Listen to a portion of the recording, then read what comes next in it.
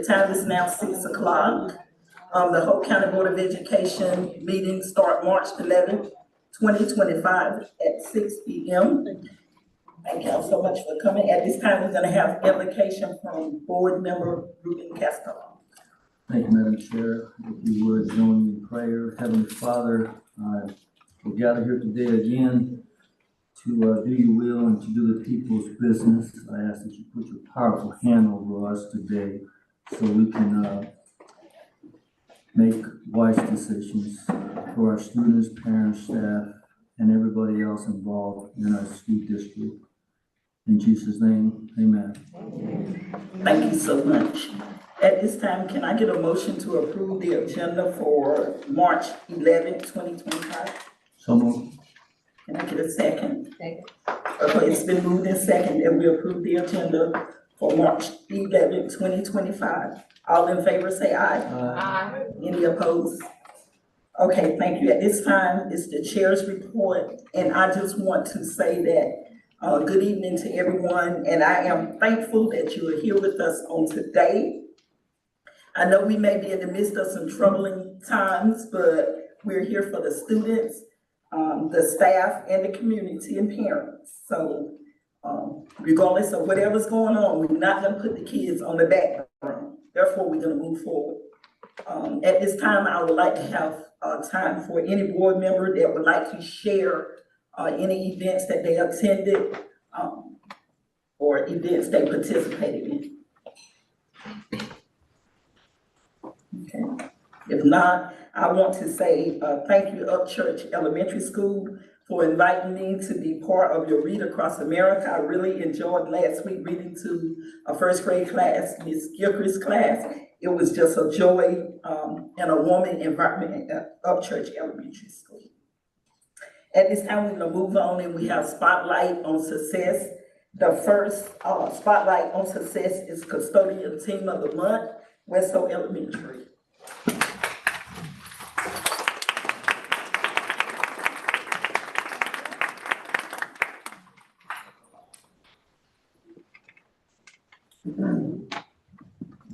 Good evening, everyone. Good evening. It's a joy and a privilege to be here tonight. Y'all know, like Ms. Blue said, it's a trying time. We got a lot of sick people out in this world. I mean, health-wise, it's just an honor just to be here tonight. And I just thank God for allowing me to be here tonight. I've been with my mom today for our first treatment of cancer. And y'all, I'm telling you, I've been in the hospital all day. It was sad to see all these sick people. Matter of fact, we had one of my son's classmates today. But again, it's an honor to be here. And Westhoe Elementary, they did hard work. They did a great job this month. I went out there, I got on about the budget. They've been doing good. I keep getting on about the budget. I said, y'all spending too much money. You're spending too much money. But y'all, they did good this month. So all for the Patrick Brown, come on up.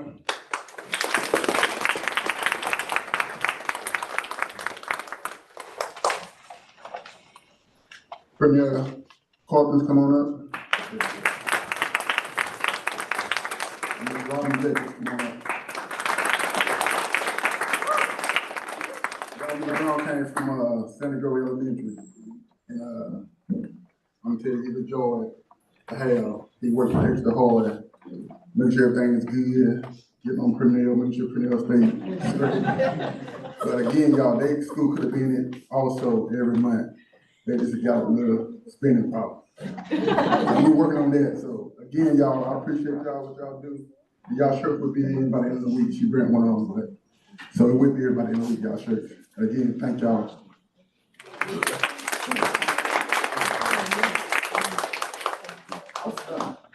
So at this time, we have Hope County High School girls wrestling team.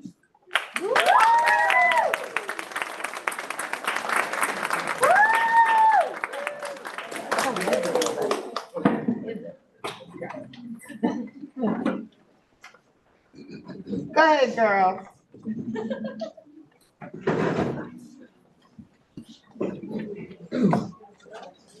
Good evening. Thank you, board members, guests, members of our community for coming out tonight.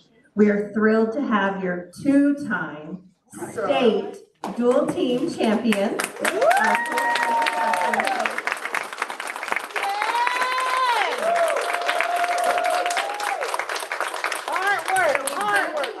approximately 19 girls on the active roster. We know that within the girls wrestling team, we have 12 viable weight classes. So sometimes you'll see some girls be able to step up at a weight class or have to sit out a weight class, and collectively they come together and earn these wins throughout the season.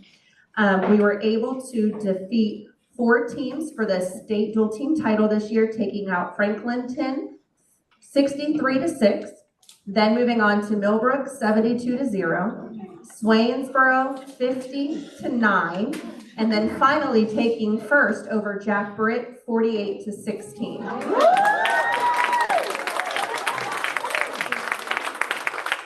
Unfortunately, our head coach Brandon Locklear was not able to be here tonight, so we'll accept this award on his behalf for our women's team. Thank you all for having us.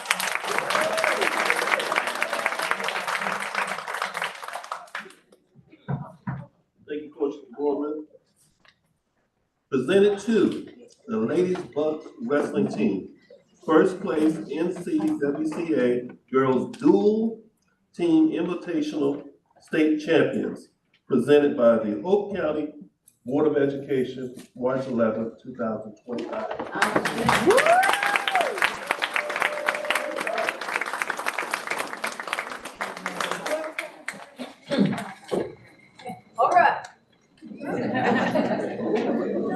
All right. That is awesome. At this time, we're gonna move right along with Ryan Glover, Outstanding Playwright Award winner.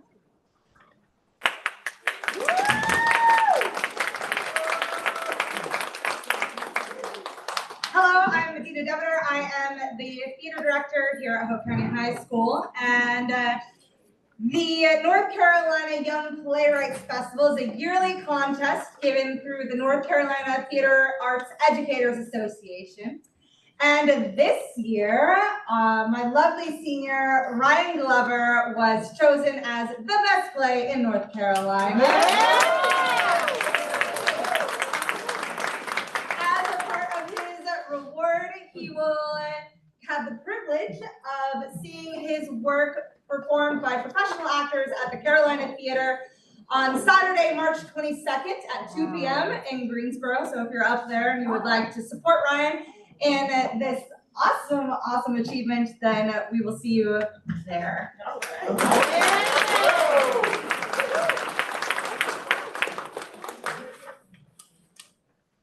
Presented to Ryan Glover for his play At What Cost.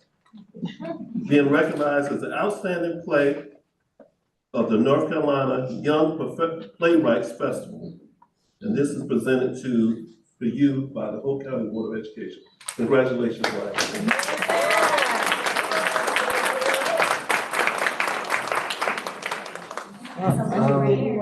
I just want to say thank you all so much for the support. This has been a dream come true. I also wanted to take this time to put a spotlight on something that has been in my heart. You all are adults, right? So I just, like, when you look at me, you see, well, I hope that I have worked hard enough to earn the vision of a creative, of a person who is going to advocate for himself, as a person who is going to fight for what is right and what he believes in. And so with that, I hope that you guys continue to have the arts and the art department in your hearts, because I will not be here today if it was not for Miss D and her lovely coaching and everything that she does for me. And I just feel like without the arts, we would not be where we are today as a society, as a school, as a humanity.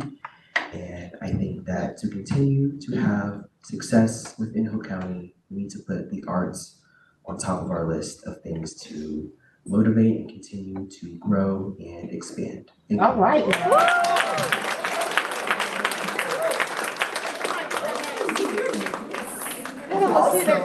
Right. At this time, we have Amber Maxwell, NC Cat, beginning teacher of the year finalist.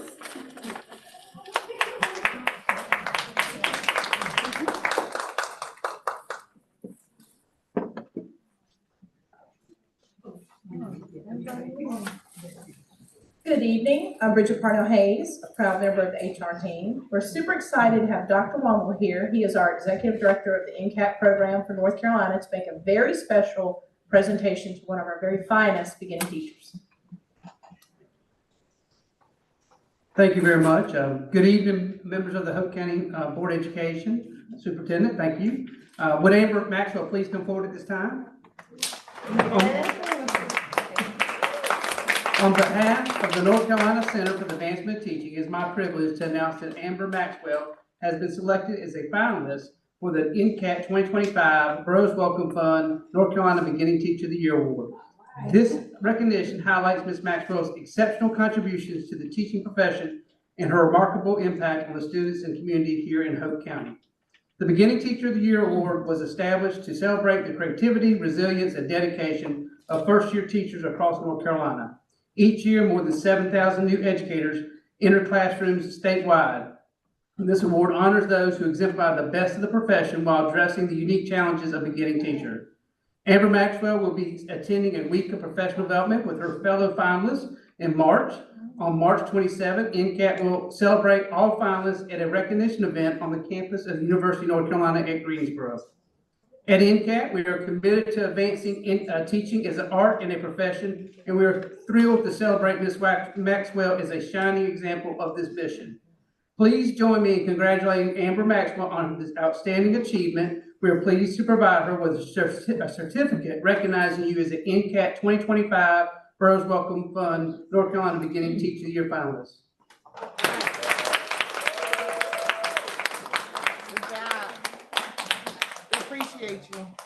In addition, Superintendent, if you don't mind, hold this.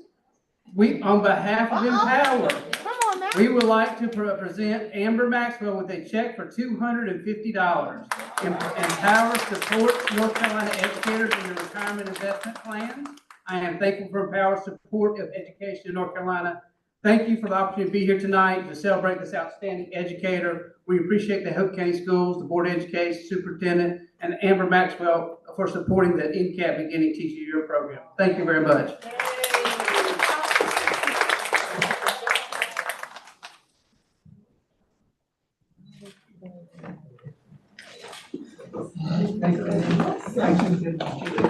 I just have to say that I had a great first year in Hoke County, and it wasn't for Ms. Atkins and Ms. Baker and Ms. O'Brien, I probably wouldn't be here still teaching. So I'm grateful for Hoke County every day. So thank y'all. Thank you. Awesome. At this time, I'm going to turn this over to Attorney Grace for public comment. We have no public comment this evening. Okay, we have no public comment at this time. Can I get a motion to approve the consent agenda? The first item is the minutes for February 11, 2025. School Board Policy second read. A, Policy 1010, Board Authority and Duties. Policy 1100, Governing Principles. So It's been moved in second to approve the consent agenda. All in favor, say aye. Aye. Any opposed? Okay, thank you. At this time, we're gonna move to the information. And the first one is the graduation endorsement.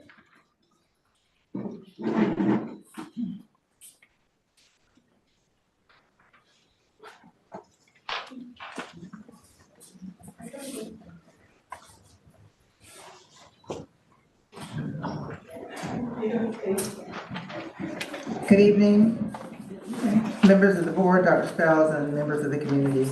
Thank you for the opportunity to share some exciting news about our new diploma endorsements that will be available to this year's senior and future graduating classes. So starting with this class of 2025, North Carolina high school students will have the opportunity to earn 2 new endorsements on their high school diploma. The first one being the Art Proficiency Endorsement, and the second, the North Carolina Citizenship Proficiency Endorsement. These endorsements are part of the State Board of Education Policy Grad 007, and they're available to students in North Carolina public and charter schools. These endorsements are not required for graduation, but they do recognize students for their academic achievement and their engagement beyond the standard graduation requirements. So they provide students with opportunities to showcase their skills and knowledge in areas that support both college and career readiness. So I'll just take a few moments to just talk about each of the endorsements. The first one, again, being the art proficiency endorsement, and it's designed for students who have demonstrated strong commitment to the arts. And to earn this endorsement, students must complete at least 4 arts courses aligned with North Carolina Standard Course of Study. They have to have an unweighted GPA of 3.0 or higher in each of those courses, and they have to complete a minimum of 40 hours of arts-related extracurricular activities.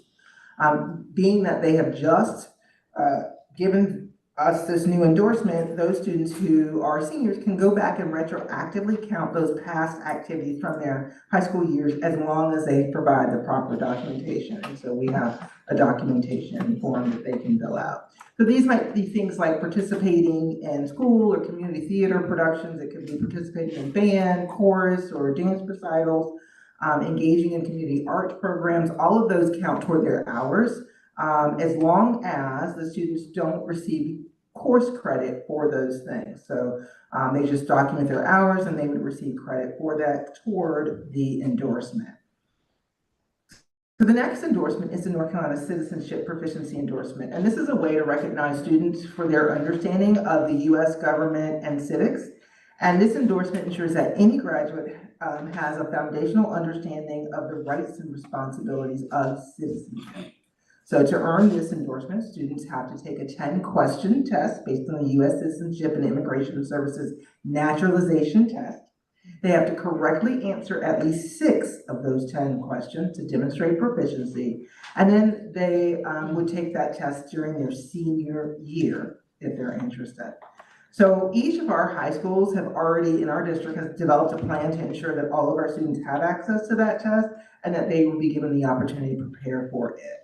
So that endorsement reflects the commitment to civic education and ensures that students graduate with a strong understanding of their role as informed citizens. So both of those endorsements provide our students with additional ways to showcase their achievements and prepare for success beyond high school, whether it's arts or civics. Those recognitions will be recognized by a seal on the student's diploma.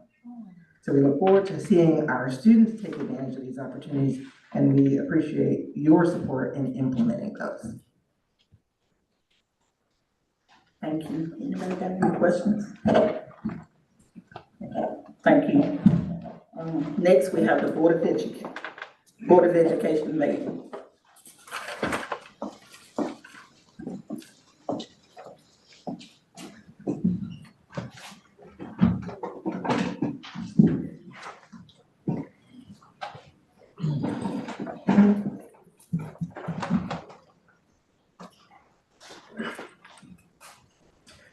Good evening, Madam Chair, Superintendent, and board members. Tonight, I will provide an overview of the current status of the Board of Education ban and present options for addressing the issue at hand. Before we begin, I'd like to apologize for the update that's being conducted to the presentation. If you looked at it earlier over the course of the weekend or today, you'll notice that the current presentation is different. So I did have to make some updates to that, and I would like to thank Ms. Blue for pointing that out to me for those mistakes. Next slide. All right. This is a picture of the current van that we have that's owned by Hoke County Schools. It's a 2016 Ford Transit van, and it is a 15-passenger van. Next slide, please. The vehicle has sustained significant engine damage as shown in the image to the left. The primary issue is the engine rod that's protruding through the engine block. The cause has not been diagnosed other than a mechanical malfunction to the engine at this time. But however, we did correspond with a local dealership to get a quote on the price to repair that. And what they gave us was $11,721.25 to repair the engine, or actually to replace the engine. So given this repair cost, we also explored whether to repair this or replace the van and trying to decide which one is a more valuable option. Next slide, please. If replacement is preferred, we've identified several different options. We worked with one dealership to get a quote for 2024 Ford Transit. Trim level is XL. It's also a 15-passenger van, and it's at the cost of $56,535. A second dealership was contacted. They provided us with a quote of a 2025 Ford Transit van. All of these are identical vans, and it was at a cost of $56,153.59. And then a third dealership provided a quote at $53,641.44. And all of the warranties that you see on the screen are identical, and that came from all three dealerships. Next slide, please. And then just to explore one more option, just to see what the cost difference would be, we looked at a 2025 Chevrolet Express LS, and that one is priced at $48,540.55. Like the Ford Transit, it is also a 15-passenger van. The only two differences between the vans is the seats. What we were accustomed to in the Ford Transit van that we have are more bucket seats that are in the back, where on the Chevrolet, they're all bench seats. And the warranty information that they provided this afternoon matches or aligns with the same warranty that the Ford dealerships also provided.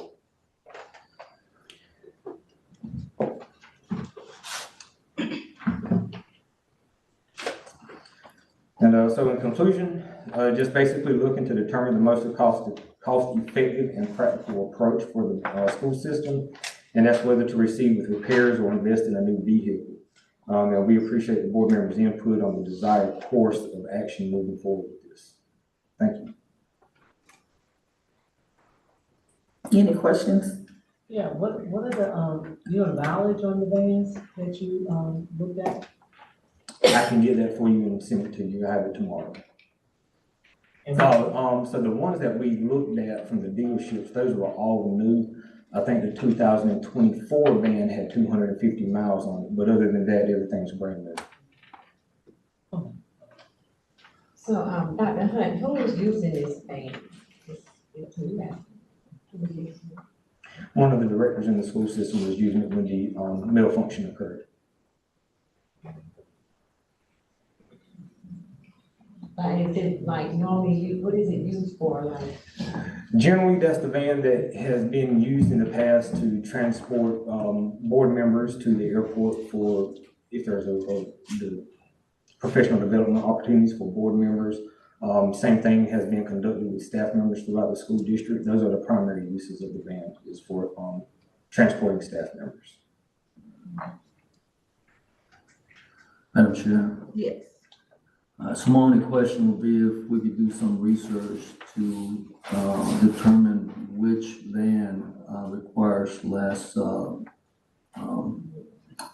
maintenance, or less, which one's gonna last the longest with the least amount of repairs, other than oil change, tire rotation, stuff like that. I'm pretty sure there's something out there on the internet that can dictate which is a better van, either the Chevy or the Ford.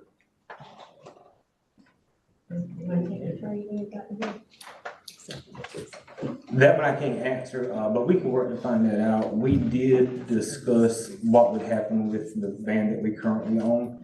And so we do know that we have the Board of Education policy about surplus property that we could sell the van, but of course it would have to be at the board members' approval to do so. So we could sell that to a community member, or we could take it across to OmniSource and scrap it and get money that way from the van. But either way it goes, I don't think it's going to be a very large return on investment. You're welcome. Any more questions? Okay, thank you. You're welcome. Next, we have Open Gate Weapons Detection System.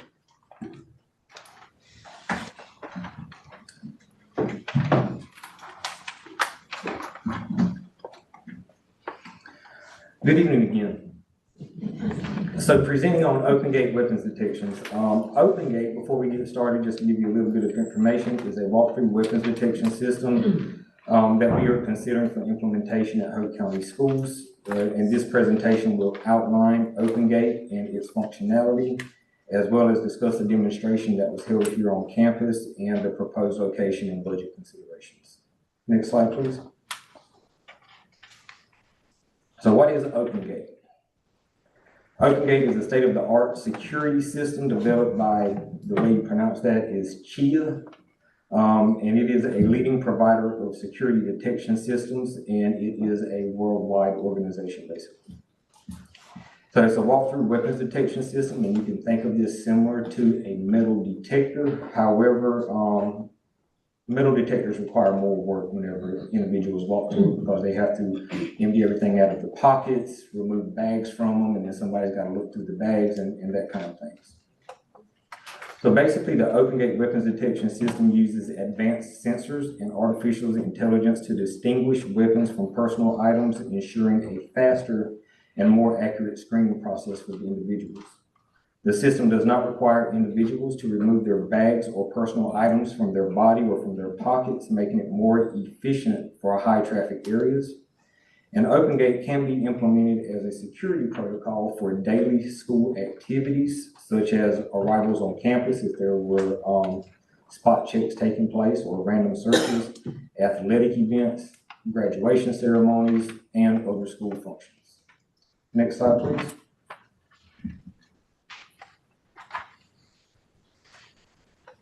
This weapon detection system consists of two freestanding pillars that function as an open active detection system. It does not require mechanical or electrical connections and can operate using lithium-ion batteries or a standard wall outlet.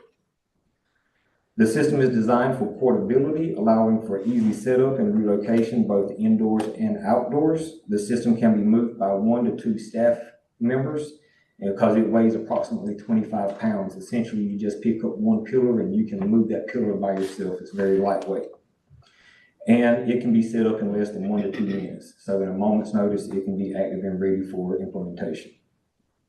However, for effective operation, at least 3 employees are required.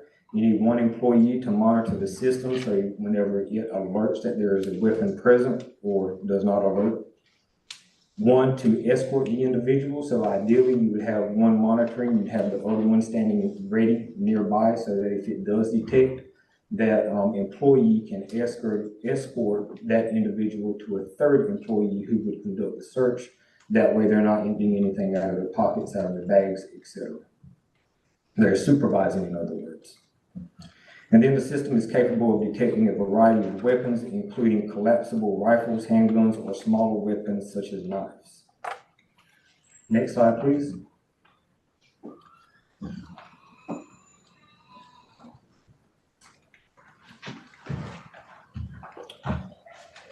OpenGate also features a mobile application available on Android or iOS devices, and this app allows administrators to set detection and signaling parameters, enabling customization based on security needs. In other words, we use the app to set the levels of what we're looking for, whether it's a long rifle, a handgun, or some smaller weapon such as a knife, or it could be narrowed down to something as small as vape devices. The level of security screening can be adjusted in this application, and the permissions are based on security settings within that application of who needs access to it. Next slide, please. On January 9, 2025, a demonstration of the OpenGate system was conducted here at Hoke County High School. The demonstration was led by Mr. Bruce Hoffman, who is the National Channel Manager for the company. He shipped the equipment here. He provided the demonstration, and then once the demonstration was completed, he sent the equipment back to his company. And those in attendance was Ms. Pagram, Mr. Covington, 2 of the custodians here at Hoke County High School, 3 of the SRO officers, and myself. And the feedback that was gathered from everybody in attendance was positive. And they also noted the system's ease of use, efficiency, and potential to enhance school security. Next slide, please. So the budget information and the location. At this time, we're proposing to implement OpenGate at Hoke County High School as an initial location for deployment. The funding for this system is to come from the Center for Safe Schools grant that we've already been awarded, and it is carryover funds from last year because they divvied up the funds last year.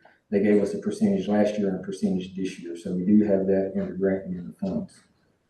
Just so that you would know, one system costs approximately $19,000. But we're not looking at purchasing one of the open gates, we're looking at purchasing 3 because this is a large campus and with 1,900 students and the number of people who attend various athletic events, it would be more beneficial to have more than one on campus. So a total for 3 systems, and this includes calibration, training, batteries, base plates, and shipping, is a total of $61,715. And we believe that this investment would enhance security for students and staff while maintaining a seamless screening process at large events. Next slide, please. And thank you for your time and consideration. Any questions?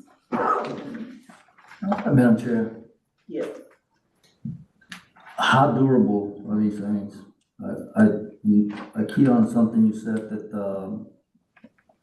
they're gonna be put in place, so that means that they're gonna be moved on a regular basis from whatever location to another location. So how durable are these things? That is correct. They're designed to be mobile. According to Mr. Hoffman, that they are designed to last. They are built to withstand the movement on a daily basis, and they're also weatherproof. And the other question is there any radiation, is it emitted by these, poles? I can contact Mr. Bruce to ask him and get that information for you. And the distance between each individual? And the reason why I'm asking this question is you got the gym and you got 300 people coming in, and I know that all these contractions that are deployed to prevent people from coming in with weapons, there's a distance or time between each individual before it can reset itself, for lack of words, so it doesn't pick up on somebody else. Right. I don't know about the distance in between each individual person. It's a few seconds to go in between. I can get that exact time for you. But I do know that the pillars are to be, I think it was 36 to 40 inches apart at a minimum. Thank you. Madam Chair, I'd like to say that, they are pretty good, because they do use them at the hospital. Yes, ma'am. So, I am familiar with those, so they are pretty good. Thank you. I have a question. Do they come with a warranty? They do come with a warranty. I'd have to look back through the information that was shared from the sales rep to get that information, but I can pull it and share it with everybody. And the answer to Ruben's question, they have to like walk through one at a time. They just can't come cramming and do it. They have to make one person walk through at a time. So, I mean, you might be doing it or maybe like we seen a game or something using both of them. All three. All 3, yeah. Right. Because at the football games, we know that we have many, 5 or 6 or so metal detectors set up, and the lines get very long. Same thing with the basketball games or the volleyball games that are taking place in the gym. So that was one of the considerations that we had in mind when we were speaking or going through the demonstration and having conversations with Mr. Covington too. Okay. Thank you. Thank you. At this time, we have a vacancy report.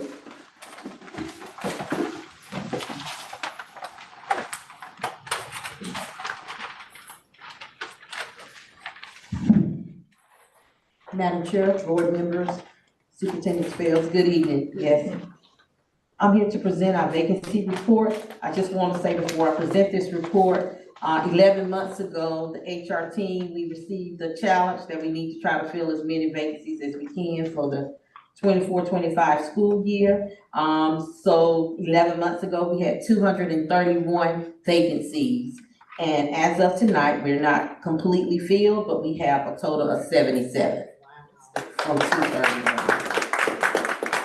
And I do have to give thanks to the entire team, the HR team, board members, principals, assistant principals, directors. It was an entire village to help fill these vacancies. It was not a one-person job. It was everybody in our community, even parents calling. Can you look into this? I have this person that you need to hire. So we want to thank everyone, for reaching out and recruiting for this recruitment effort to help fill our vacancies.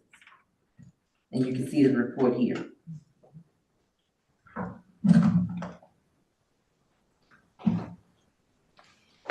Thank you.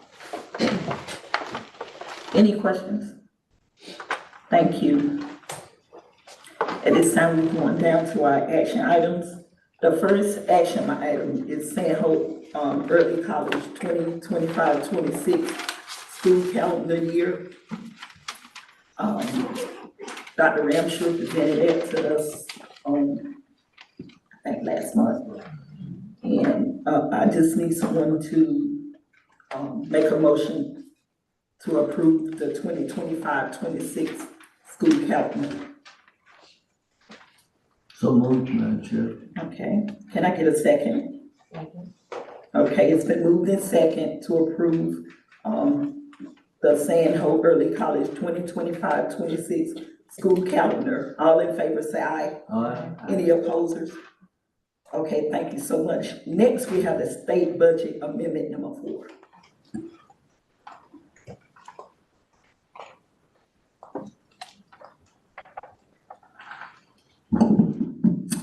Greetings, everyone, Madam Chair, board members, and Dr. Spells and guests. I'm before you to ask that you will approve our state amendment number 4.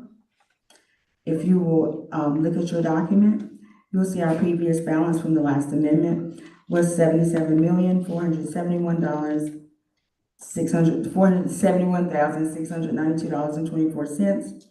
Our adjustments were $274,062, and our amended budget, $77,745,754.24. The affected accounts, if you move to the middle of your page, are classroom teachers, driver training, children with disabilities, literacy intervention, and health career promotion. To those accounts, classroom teachers, there was an allotment adjustment reduction. Driver training, there was an adjustment of an increase. Our children with disabilities, there was an adjusted allotment, it was an increase.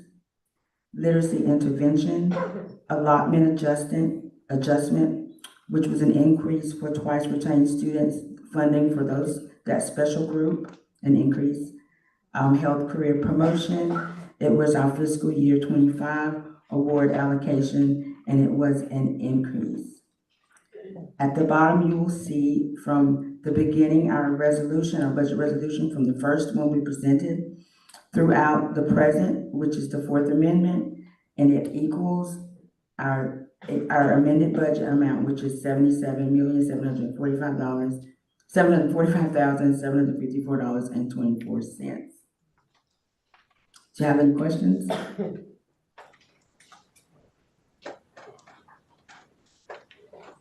I ask that the board would approve this amendment, state number 4. Can I get a motion to approve the state amendment number 4? I make a motion to approve the budget. Can I get a second? Okay, it's been moved in second to approve the state amendment number 4. All in favor, say aye. Aye. Any opposers? Okay, thank you so much. Thank you. At this time, we'll have the Hoke County High School mascot. Dr. Hunt presented that to us last month. So right now, we need a motion to approve the Hoke County High School mascot. Madam Chair. Yes. I move to approve the Hoke County High School mascot. Okay, the motion has been made to approve. Can I get a second? Okay, the motion has been made. It's been second to approve the Hoke County High School mascot. All in favor, say aye. Aye. Any opposers? Okay, and last but not least is the 2024-2025 summer program plan.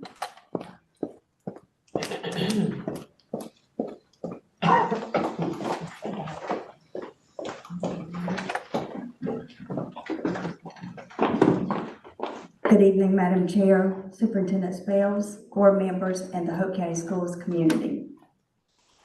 For districts to participate in the summer program, a plan has to be reviewed and approved by the board. So we would like to participate in the summer program with summer EOG and EOC administrations. So during the summer school program, schools will remediate students that passed the course or subject but were not proficient on the EOG or EOC during the school year. Remediation will occur on teacher work days, and students will retest in the areas of grade levels in areas of 4th through 8th grade reading, 3rd through 7th grade math, Math 1 in the middle and high schools, and then Math 3 and English 2 at the high schools. And then proficient scores during the summer testing will be used in the accountability results for the 24-25 school year. So at this time, I can take any questions that you may have about the summer testing program. We've done this before, correct? Yes, ma'am, we have. Right. Do you know the data from that? I mean, how many students did well after their second testing, what were the grades? So I have that data from last year for the elementary and middle school students. We had 942 tests, and 287 of those tests were proficient, so about 30% more tests that adds to the school performance grade. Okay. Any more questions? Okay. Can I get a motion to approve the 24-25 summer program plan? Madam Chair, Yes. I move to approve the 2024-2025 summer program plan. Okay. Second. Okay, the motion has been made to approve the 2024-25 summer program plan. It's been second. All in favor, say aye. Aye. Any opposers? Okay, thank you so much. Thank you for your support. Can we get that accent? At this time, can I get a motion to go into closed session, please? Madam Chair, I move to go into closed session under the North Carolina General Statutes 143-31811 A1, 3 and 6 to prevent the disclosure of confidential personnel and student matters, to consider matters related to the initial employment of individual employees, and to consult with the board's attorney, Ms. Grace here, right here, to reserve the attorney-client privilege. Second. Okay, the motion has been made to go into closed session. It's been second. All in favor, say aye. Aye. Any opposers? Okay, thank you.